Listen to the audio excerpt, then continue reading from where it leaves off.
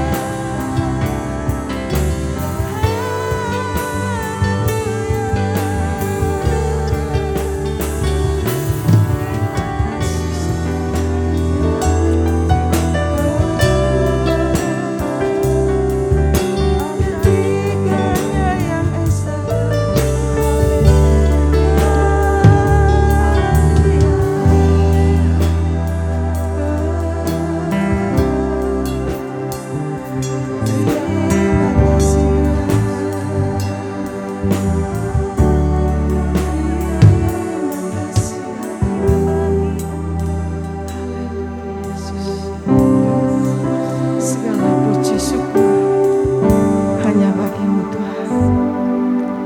Terima kasih Tuhan. Terpujilah nama-Mu Bapa.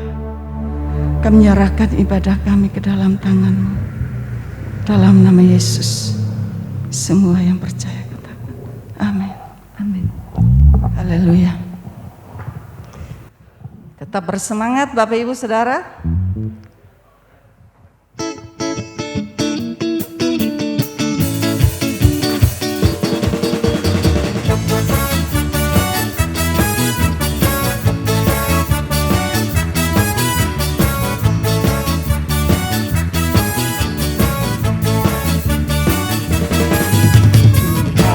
Raja Maha Besar datang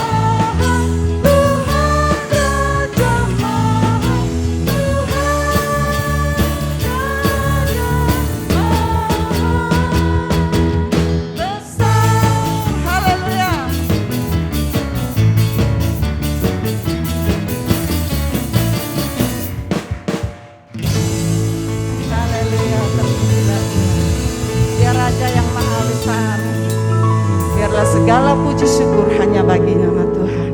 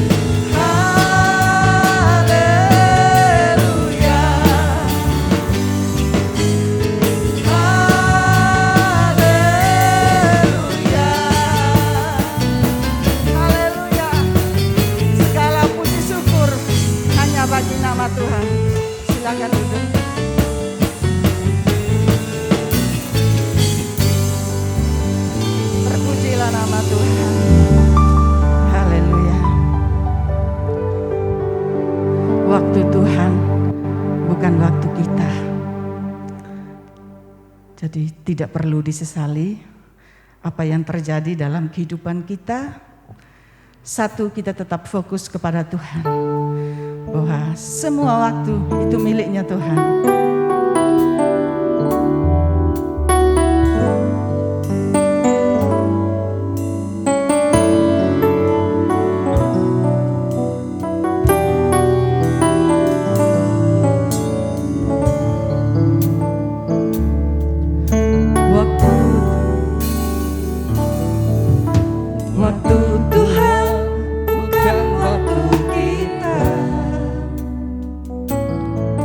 Jangan keadaannya.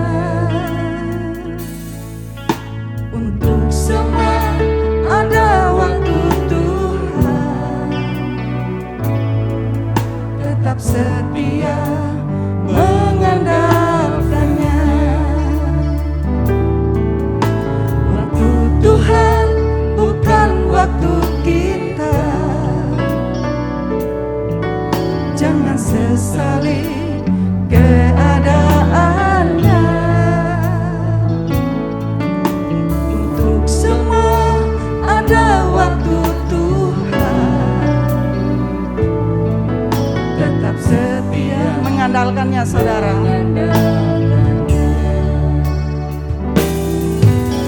Segala yang terjadi di hidupku, janji Tuhan menghidupiku selalu. Ku yakin, percaya, ada waktunya Tuhan, semua akan indah pada waktunya. Semua akan indah pada waktunya. Waktu Tuhan bukan waktu kita, jangan sesali keadaannya. Untuk semua ada waktu Tuhan, tetap setia mengandalkannya. Katakan sekali lagi, waktu Tuhan bukan waktu kita, jangan sesali keadaannya. Untuk semua ada waktu Tuhan,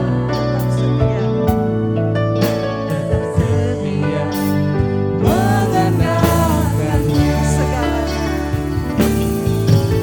Segala yang terjadi di hidupku, janji Tuhan menghidupiku selalu. Ku yakin, percaya, ada waktunya Tuhan, semua akan indah pada waktunya. Segala yang terjadi di hidupku, janji Tuhan menghidupiku selalu. Ku yakin, percaya, ada waktunya Tuhan, semua akan indah pada waktunya. Segala yang terjadi di hidupku, janji Tuhan menghidupiku selalu. Ku yakin, percaya, ada waktunya Tuhan, semua akan indah pada waktunya.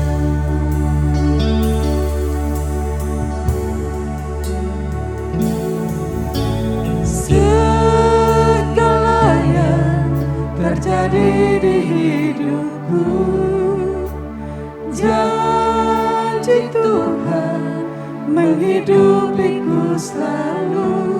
Ku yakin, percaya, ada waktunya Tuhan, semua akan indah pada waktunya. Sama-sama. Segala yang terjadi di hidupku, janji Tuhan menghidupiku selalu.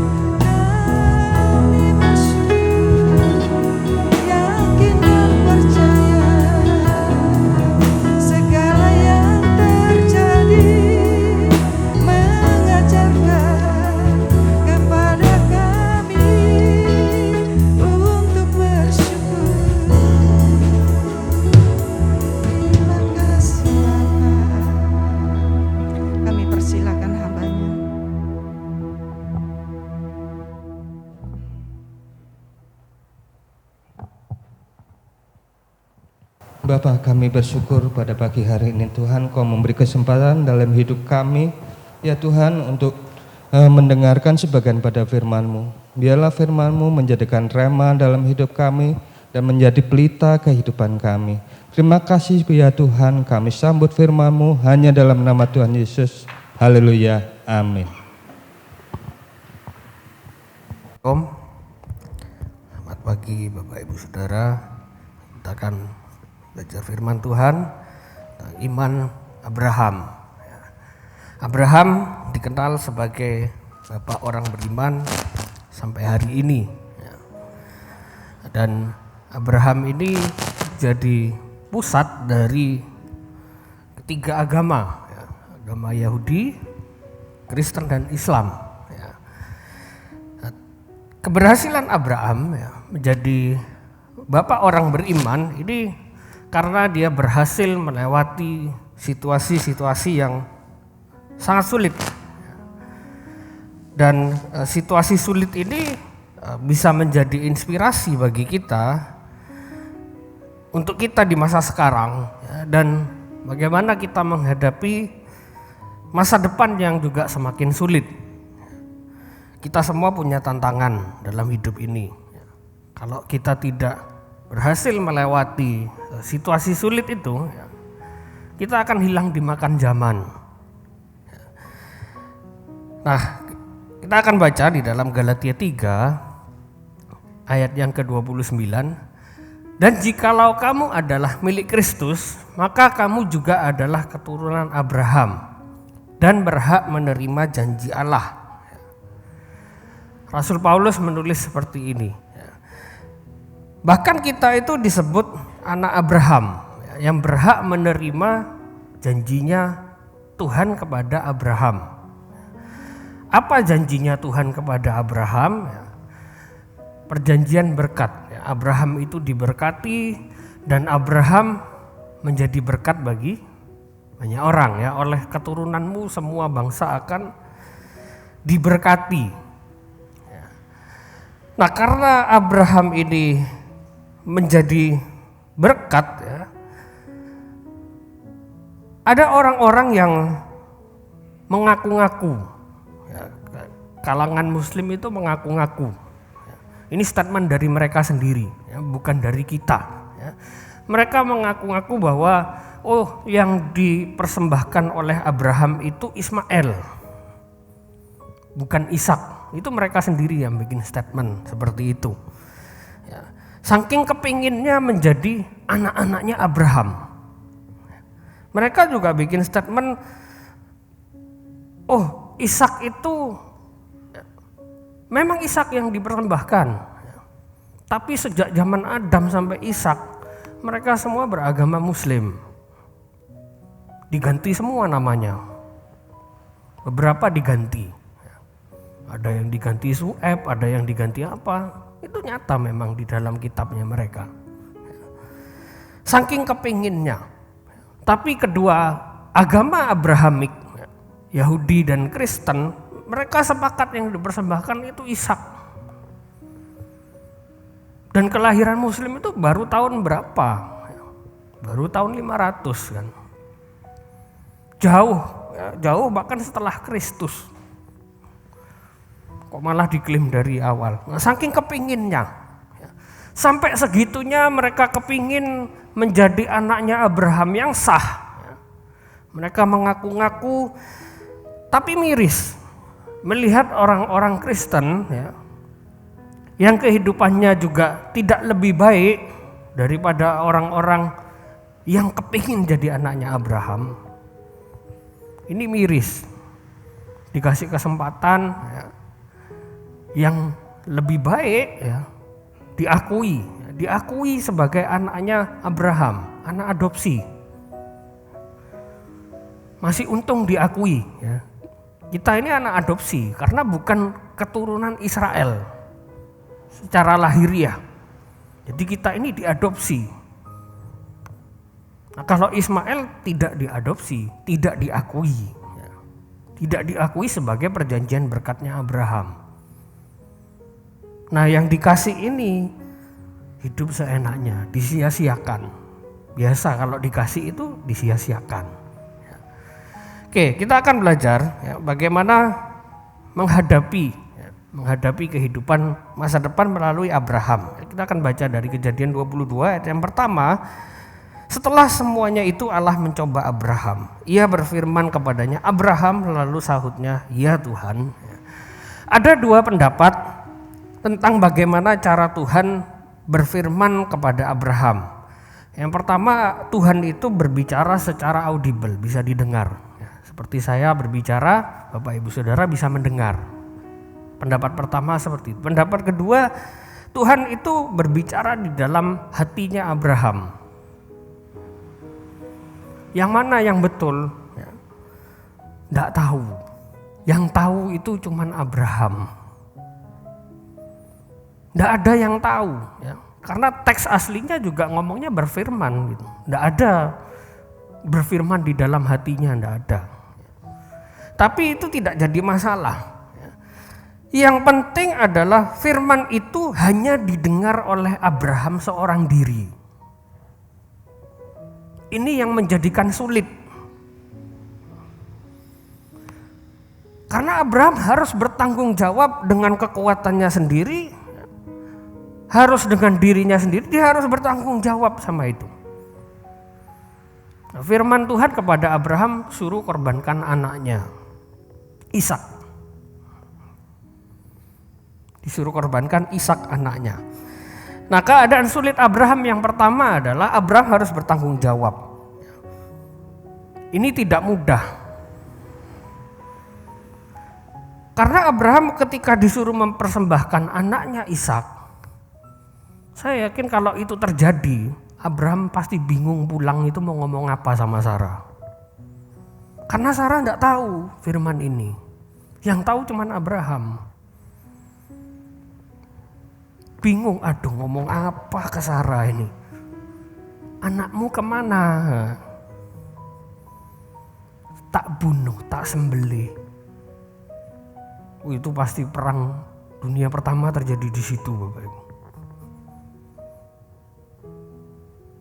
Pasti perang itu, Abraham sama Sarah. Kamu enggak tahu ini anak sudah ditunggu 25 tahun, kamu bunuh dengan seenaknya. Bahkan bukan hanya bertanggung jawab sama Sarah, ada keluarga besarnya, ada pegawai-pegawainya. Abraham punya banyak pegawai.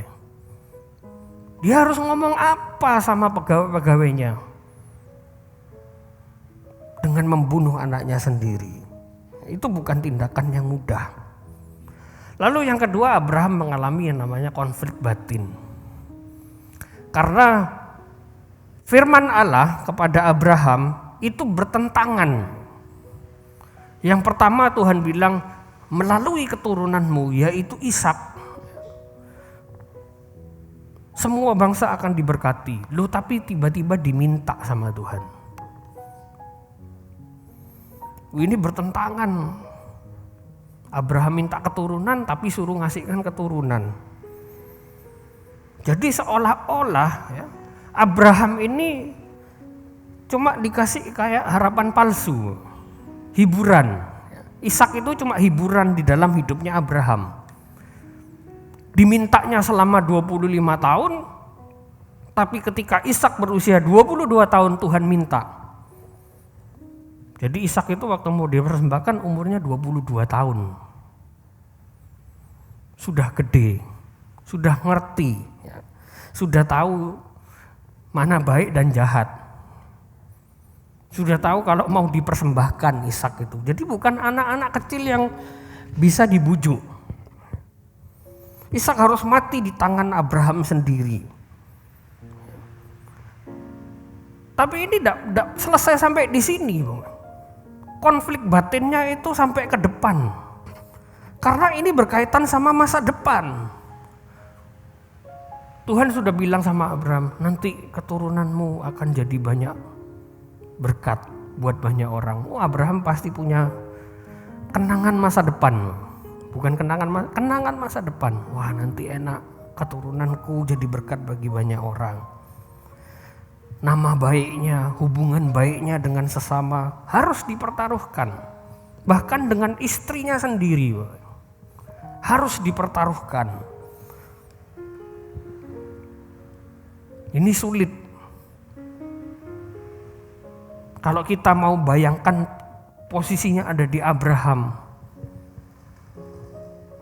bingung, pusing. Saya juga bingung mau diapakan ini Tuhan, masa suruh membunuh gitu loh.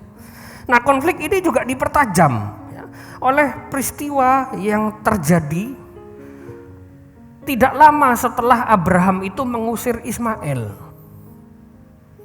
Ini tidak lama kejadian ini, setelah Abraham mengusir Ismail.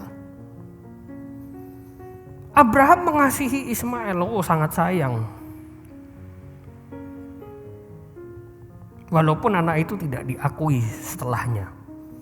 Karena Ismail sering mengolok-olok Ishak. Kan ada itu ceritanya ya di sebelumnya. Ismail tuh sering mengolok-olok Ishak. Sering membuli lah. Dibully Ishak ini sama Ismail. Dari situ Abraham mulai pegel ya, kesel hatinya.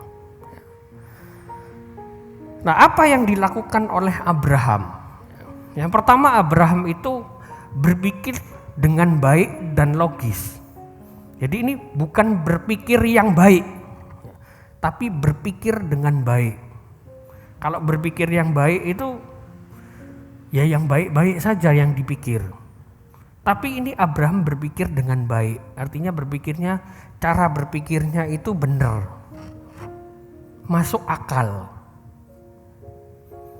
Apa yang Abraham lakukan? Tertulis di dalam Ibrani 11 ayat 19. Karena ia berpikir bahwa Allah berkuasa membangkitkan orang-orang sekalipun dari antara orang mati. Dan dari sana ia seakan-akan telah menerimanya kembali. Ini tentang Abraham. Bapak Ibu bisa lihat ya, Ibrani 11 itu saksi iman. Urut. Ada Habel di situ, ini Abraham. Jadi Abraham itu berpikir, kalau Ishak tak bunuh, Tuhan itu pasti membangkitkan karena ini yang dijanjikan. Ini berpikir dengan baik bahwa logis bagi Tuhan. Tuhan bisa membangkitkan orang mati sekalipun, logis, masuk akal. Kalau bukan Tuhan ya tidak masuk akal. Tapi celakanya peristiwa Tuhan membangkitkan orang mati belum ada sebelum Abraham. Jadi ini masih pertama. Belum ada. Kalau kita hari ini bilang Tuhan mampu membangkitkan orang mati, kita dengan mudah percaya. Karena sudah banyak terjadi.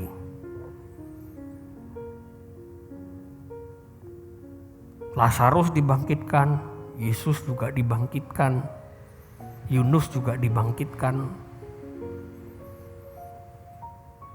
Gampang kita percaya, ini belum ada, baru pertama. Tapi Abraham menganggap itu sebagai kebenaran, pasti benar. Dan dia mempercayai, dia tidak ada keraguan sedikit pun. Itu hebatnya Abraham.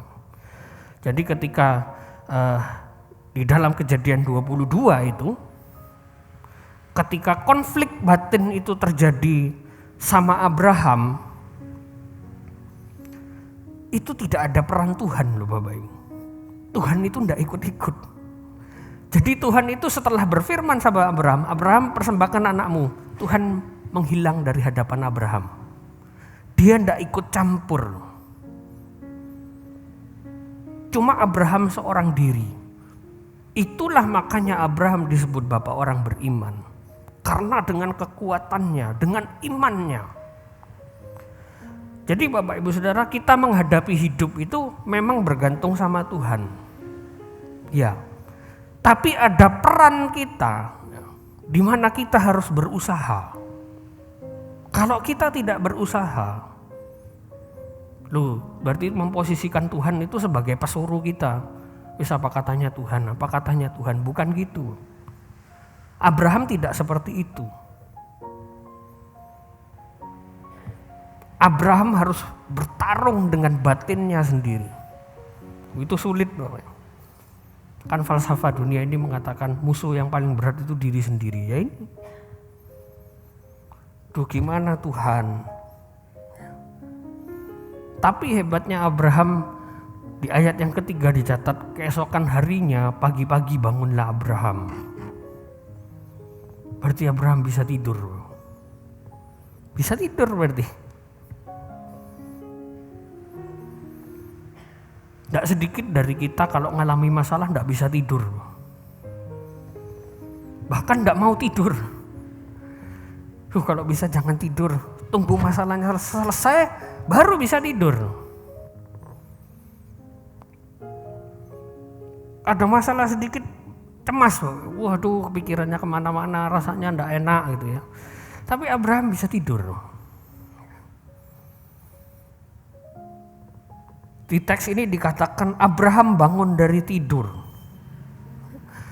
Ini cuma orang-orang yang beriman, orang-orang yang luar biasa, yang memungkinkan pada keadaan seperti ini bisa tidur. Tidur itu anugerah loh Bapak Ibu. Bapak Ibu tidak bisa tidur, harus bayar mahal, beli obat. Tapi Abraham bisa tidur. Bayangkan dia besok harus menghadapi itu. Ini kemarinnya Bapak. Tuhan itu ngomongnya kemarin malam, pagi-paginya itu Abraham sudah harus langsung mengerjakan itu. Kalau masih dikasih jangka waktu 2 minggu lagi Abraham masih enak mungkin. Tapi saya yakin 2 minggu lagi walaupun dikasih waktu, tidak mungkin bisa tidur.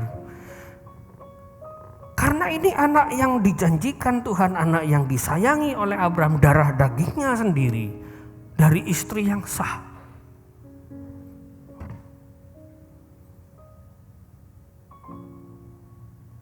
Tapi Abraham membereskan dulu masalahnya dengan Tuhan.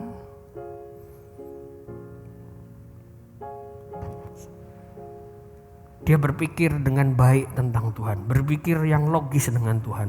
Tuhan pasti berkuasa membangkitkan orang mati. Karena ini tidak sulit, ini tidak mudah, ini sangat sulit. Keadaan yang sangat sulit, kita pasti mengalami hal-hal yang sangat sulit seperti ini juga.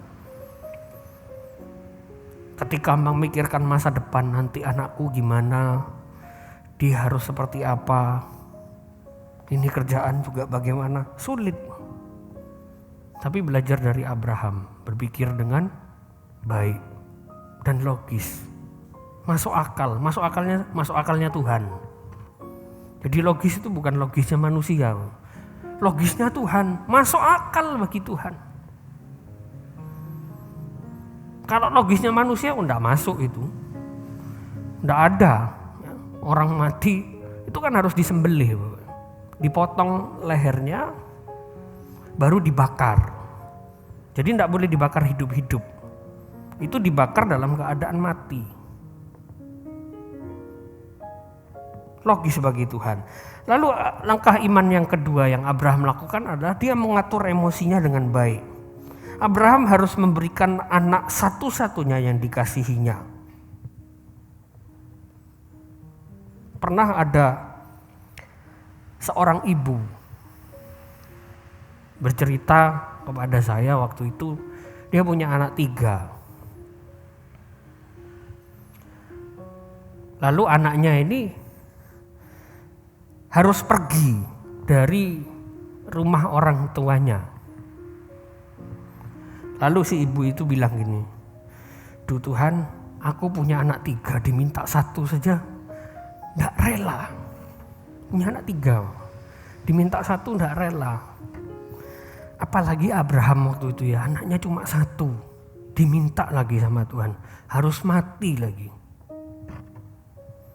Pasti ada rasa kecewa, gelisah, itu pasti ada. Khawatir, itu pasti ada.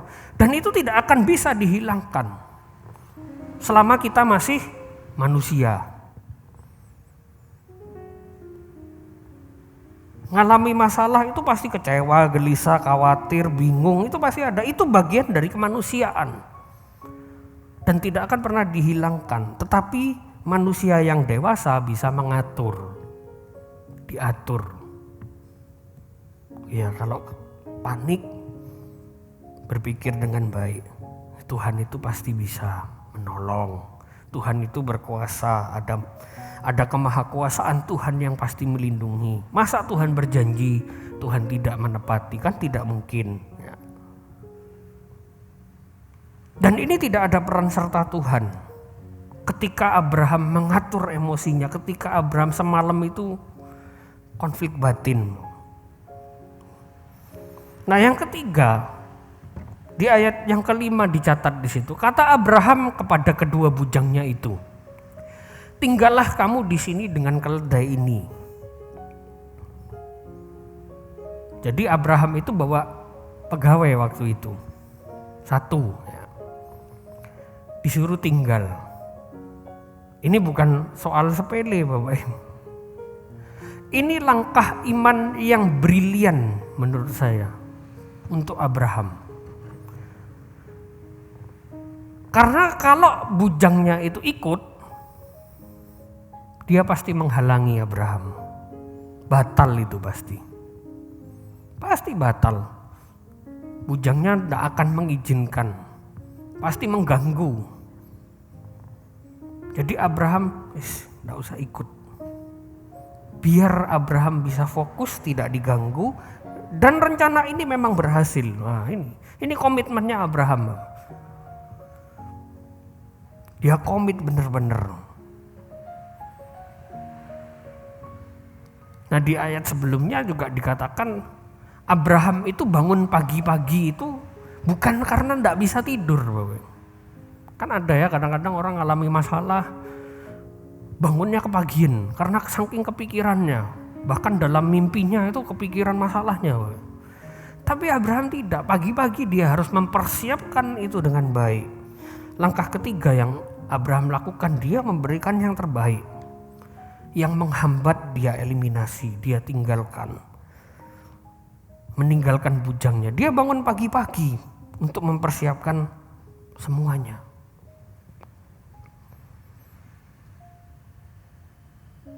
Wah, kalau orang sekarang tidak bisa tidur. Ada yang tidak mau bangun malahan, tidak dilaksanakan. Tidak usah bangun lah, tidur aja terus supaya tidak dilakukan. Nah, ini miris, ini keadaan yang sangat miris. Ketika Tuhan kasih tanggung jawab sama kita, sudah bingung kepikiran apa. Kadang-kadang malah, tidak usah bangun lah Tuhan, tidur aja sudah. Rebahan saja gitu ya. Duduk-duduk saja. Yang penting hidup ini enak, tidak mengganggu orang lain. Ini kan persoalan yang tidak diketahui orang lain, hanya diketahui oleh Abraham sendiri. Abraham bisa saja, tidak usah bangun lah, tidur aja. Sarah juga tidak tahu, semua tidak ada yang tahu, cuman saya yang tahu gitu Abraham. Tuhan pasti pernah berkata seperti itu di dalam hati kita. Ayo melayani Tuhan, ayo beribadah, ayo kasih yang terbaik buat Tuhan. Tapi kita tidur ya. Abraham bisa saja juga muter-muter. Tuhan kan kasih tahu, Abraham kamu harus mempersembahkan anakmu di gunung ini. Bisa aja Abraham muter-muter, sama kayak Yunus muter aja. Tapi Abraham tidak lakukan itu. Dia melakukan tepat seperti yang Tuhan katakan. Nah, di dalam Yohanes 8 ayat 39 Tuhan Yesus mengatakan seperti ini. Jawab mereka kepadanya, Bapa kami ialah Abraham. Kata Yesus kepada mereka, jikalau sekiranya kamu anak-anak Abraham, tentulah kamu mengerjakan apa yang dikerjakan oleh Abraham. Kalau kita benar-benar mau janjinya Abraham, tadi di Galatia ditulis itu ya. Kalau kita di dalam Kristus, kita menerima juga janji-janji kepada Abraham. Sebenarnya janji kepada Abraham itu juga terkait dengan janji-janji Tuhan kepada keturunan-keturunannya Abraham. Ada tanah perjanjian. Nah, itu juga masuk, Bapak. Masuk di dalam janjinya Tuhan kepada Abraham.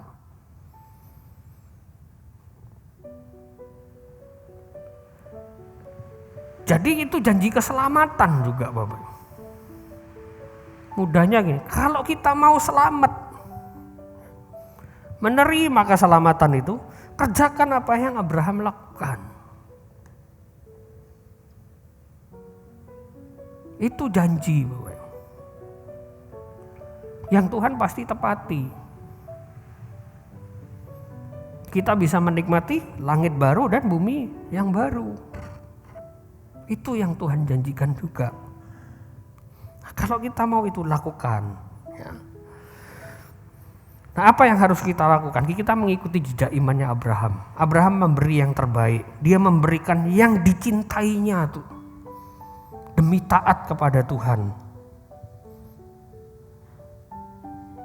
Yang dicintai, ya, dikasihkan kepada Tuhan. Aduh, kalau orang sekarang Bapak Ibu mau ngasih yang dicintainya, korban waktu aja kadang-kadang enggak mau. Disuruh melayani ini enggak mau.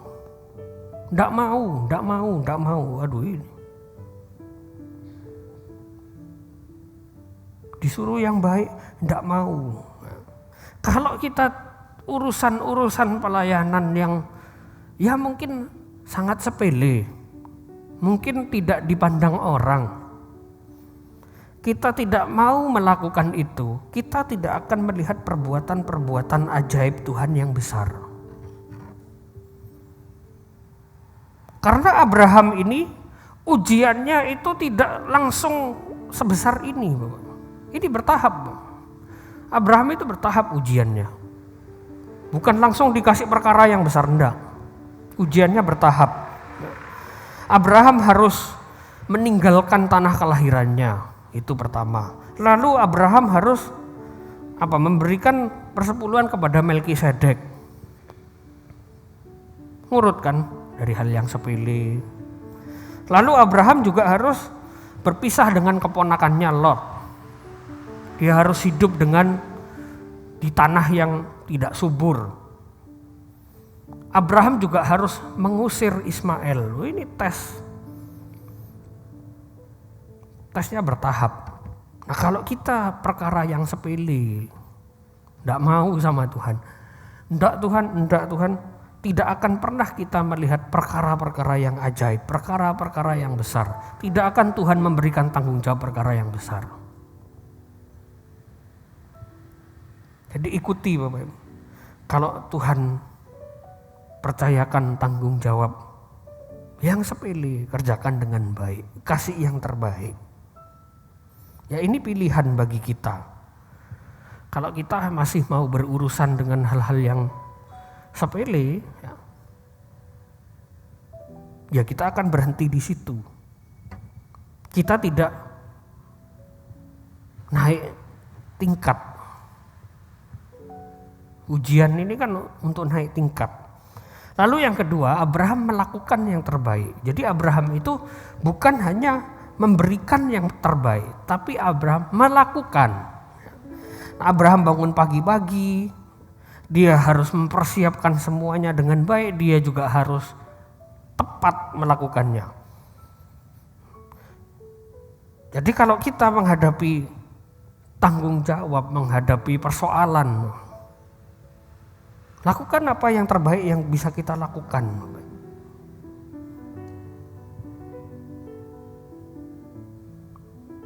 Jadi jangan nanggung-nanggung.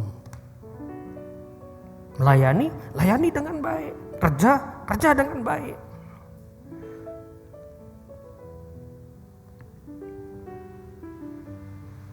Jadi kasih yang terbaik.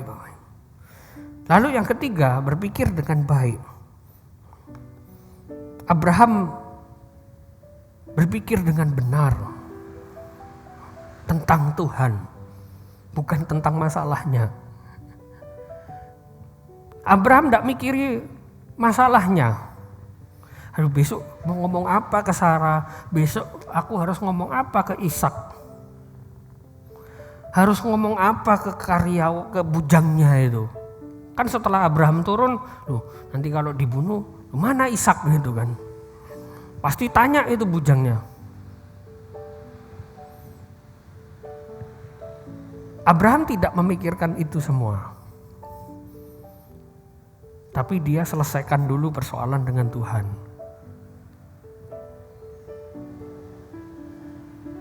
Ya, kalau kita menghadapi masalah, kita punya tanggung jawab juga. Berpikirlah dengan baik tentang Tuhan.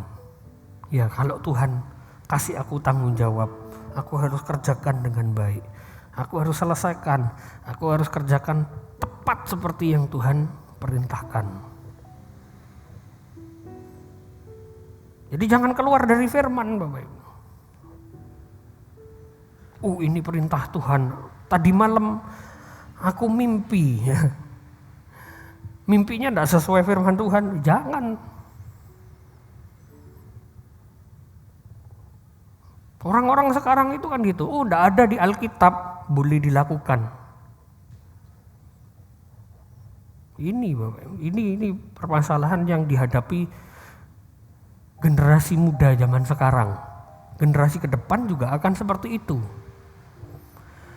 Tidak ada di Alkitab, berarti boleh. Ini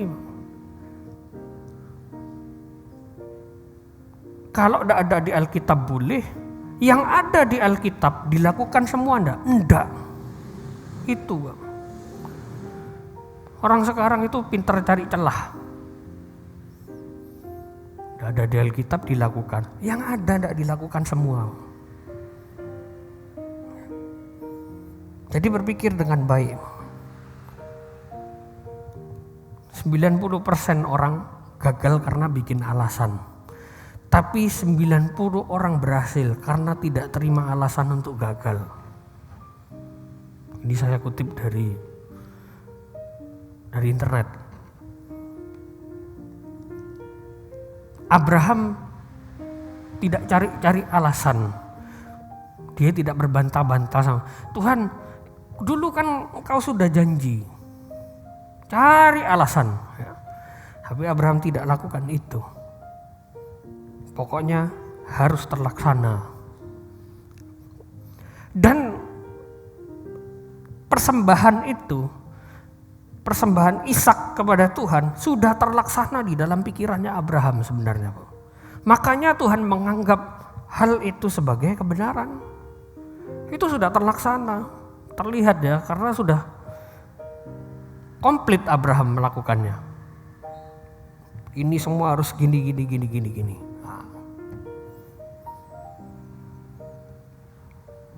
Jadi kita dikasih tanggung jawab, punya masalah, ya cari alasan. Enggak bisa, sibuk. Enggak bisa kerja. Kerja itu kan juga melayani Tuhan. Loh iya tahu. Kerja itu juga melayani Tuhan.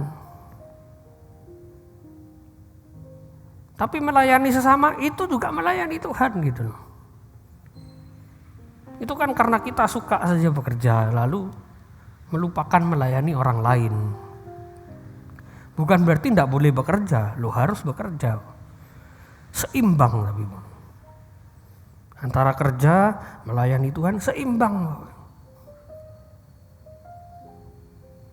Itu yang Paulus tanamkan kepada jemaat-jemaatnya. Sama kita juga harus seimbang. Ya, teologinya Paulus itu kan seimbang. Perjanjian Lama, Perjanjian Baru seimbang.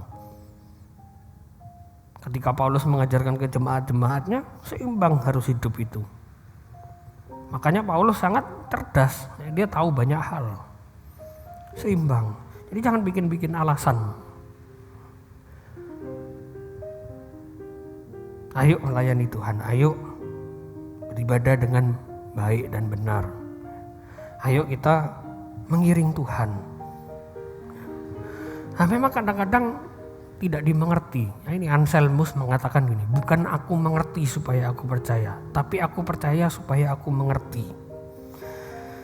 Kadang-kadang Tuhan kasih masalah, itu kita tidak ngerti.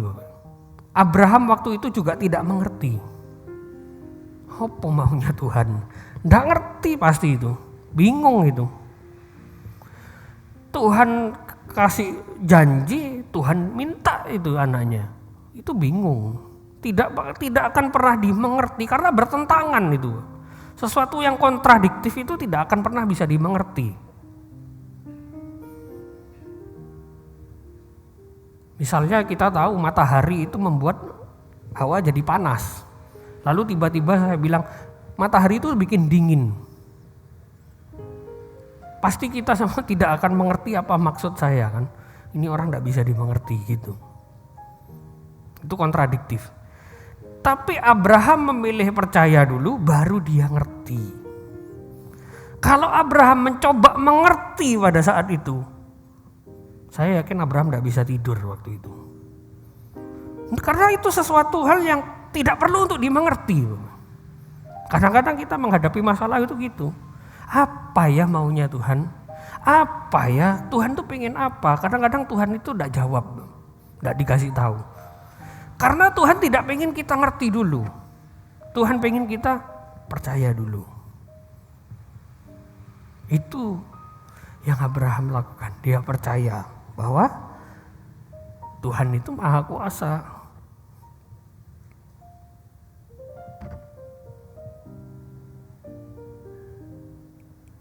Gitu Bapak Ibu. Kita dikasih tanggung jawab melayani ini. Maunya Tuhan ini apa sih? Kok aku dikasih tanggung jawab seperti ini? Harus melayani orang tua, harus melayani mamanya yang sudah sakit. Sudah Tuhan panggilan Tuhan sedang berangkat gitu. Mungkin ada persoalan kepahitan yang belum diselesaikan. Makanya Tuhan tidak panggil-panggil. Itu harus diselesaikan. Belajarlah percaya sama Tuhan. Jadi jangan kita marah.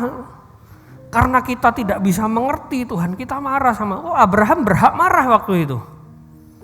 Abraham punya hak untuk marah sama Tuhan. Loh, Tuhan ini piye toh gitu harusnya. Janji dikasih anak, anaknya suruh mati, suruh aku lagi yang bunuh. Abraham berhak marah. Tapi Abraham tidak menggunakan haknya itu. Makanya kita jangan keburu-buru marah sama Tuhan. Tuhan ini gimana sih gitu.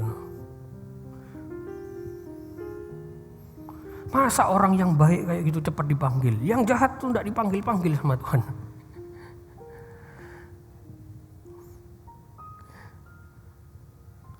Jadi jangan marah ketika hal-hal yang terjadi itu tidak menyenangkan bagi kita. Ingat bahwa kita ini hanya debu. Debu di mata Tuhan. Karena Tuhan itu punya urusan dengan alam semesta ini yang dia tidak bisa nuruti satu orang karena dia berkaitan dengan alam semesta ini. Kalau Tuhan cuma nuruti kita, rusak ini alam.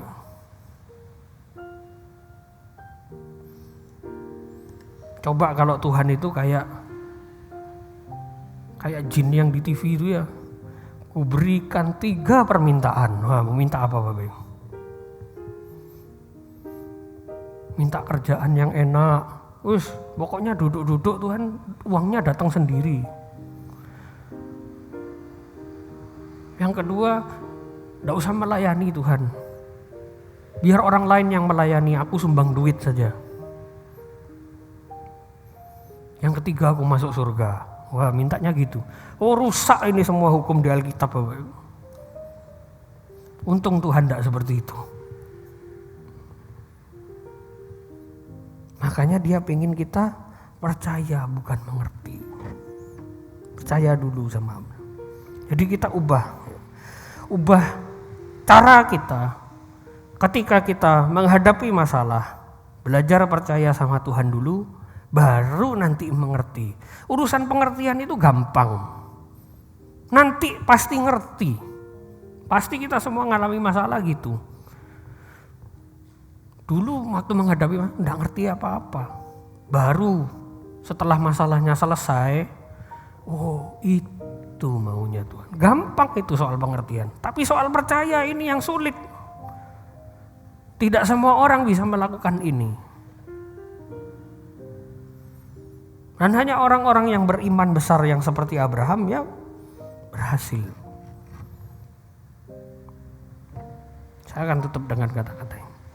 Undang tim musik dan tim pujian maju. Sedikit iman akan membuat mata kita melihat Kristus. Tapi iman yang besar akan membawa Kristus kepada jiwa kita. Kita datang ke gereja, tahu Tuhan Yesus. Tahu kok harus ini, tahu. Mata kita lihat, oh harus seperti ini. Tahu Bapak Ibu. Itu iman yang kecil. Kita punya iman yang besar. Kristus itu ada di jiwa kita. Tidak ada rasa khawatir. Tidak ada rasa kecewa. Tidak ada rasa marah sama Tuhan. Karena Kristus ada di hati kita. Bukan sesuatu yang mustahil hidup seperti Kristus hidup. Kalau kita punya iman yang besar. Apa itu iman yang besar? Taat firman Tuhan. Tuhan ngomong apa? Taat. Tidak perlu mengerti, percaya dulu. Mari kita bangkit berdiri, kita nyanyikan lagu ini.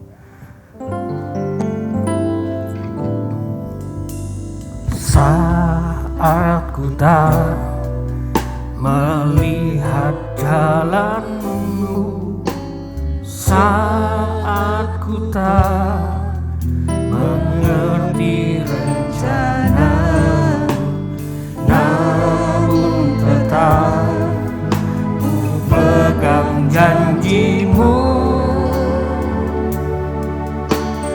Pengharapanku hanya pada hatiku percaya, hatiku percaya, hatiku percaya,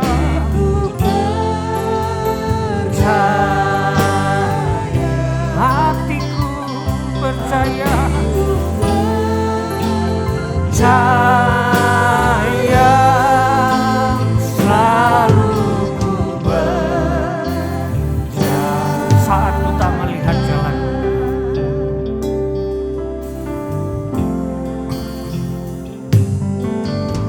saat ku tak melihat jalanmu, saat ku tak mengerti rencana, namun tetap ku pegang janjimu.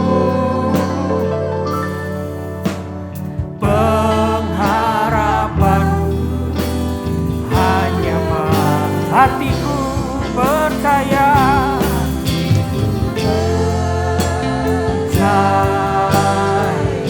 hatiku percaya,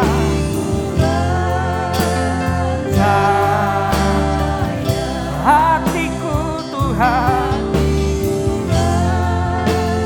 saya selalu hatiku percaya Tuhan.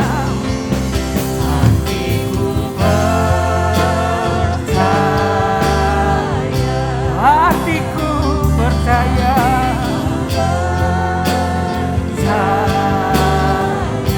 hatiku Tuhan, saya selalu percaya. Kadang kita tidak tahu apa tujuan Tuhan menciptakan kita, apa tujuan kita ada di dunia ini. Kadang Tuhan juga kasih masalah, kita tidak tahu. Tuhan kasih tanggung jawab, kita tidak tahu. Tuhan tidak pernah minta kita untuk tahu. Tuhan minta kita percaya. Untuk tahu urusan gampang, tapi untuk percaya kita butuh kekuatan yang ekstra. Butuh perhatian yang khusus ketika kita menghadapi masalah, ketika kita punya tanggung jawab yang harus diselesaikan. Bahkan ketika harus bertanggung jawab, masalah itu datang rame-rame. Kita percaya sama Tuhan yuk. Firman-Nya iya dan amin. Ketika kita taat, ketika kita nurut sama Tuhan, percayalah, ada kemenangan yang terjadi.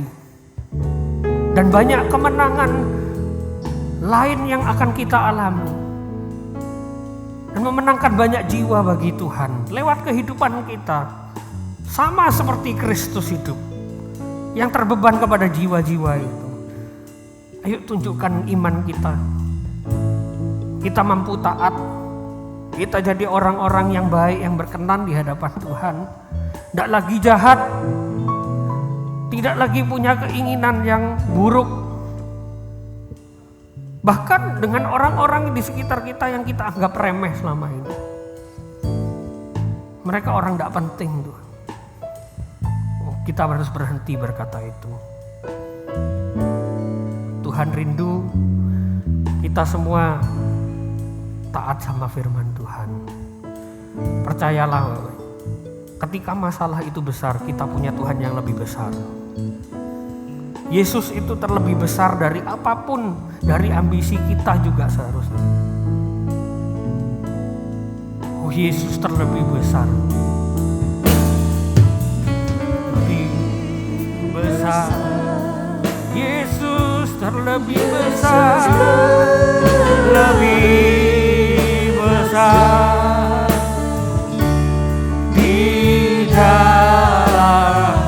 Di dalamku.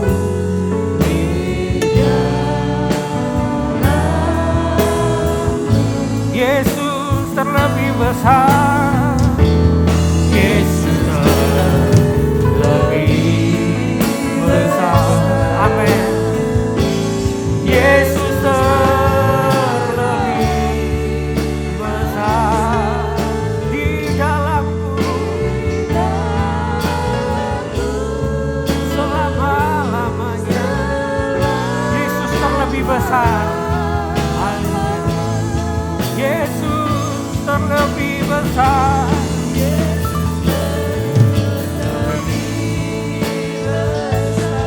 Amin.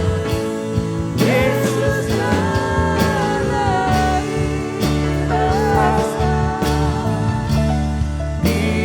besar di dalamku.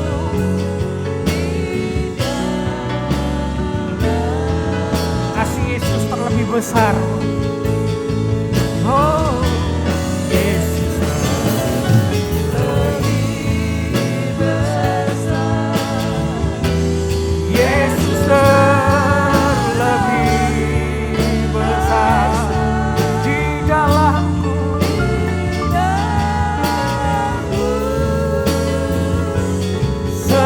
Selama di dalamku selama-lamanya.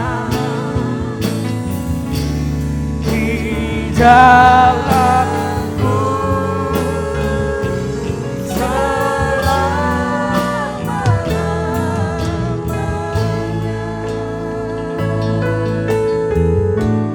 Haleluya. Terpujilah nama-Mu Tuhan. Terima kasih buat kebenaran firman-Mu pagi hari ini Bapa. Kau baik pada kami Tuhan. Hemat Tuhan. Buat kami Tuhan, semakin percaya akan Engkau. Ya Tuhan. Buat kami selalu percaya kepadamu Tuhan. Yesus. Oleh sebab itu bawa kami Tuhan untuk semakin dekat dengan Engkau, Tuhan. semakin mengenal pribadi-Mu Tuhan. Engkau Allah yang tidak pernah salah, Engkau Allah yang tidak pernah jahat Tuhan. Engkau Ya, Allah yang Tuhan. selalu baik dalam hidup kami. Biarlah Tuhan kebenaran firman-Mu pagi hari ini memberikan satu kekuatan yang Ya. baru dalam hidup kami, semangat yang baru Tuhan. Untuk kami menjalani hari-hari Ya, kami ya Tuhan yang sulit.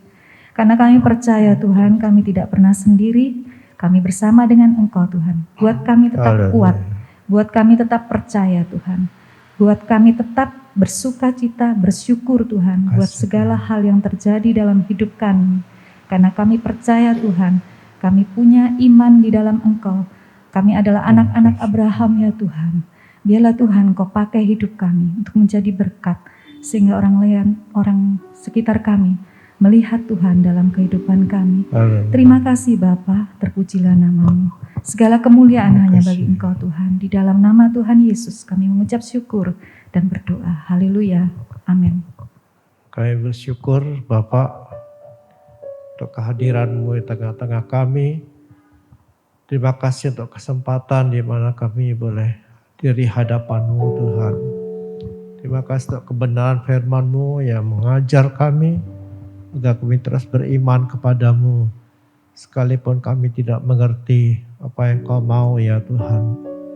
Biarlah apa yang Kau sampaikan pagi hari ini menjadi kenyataan dalam hidup kami.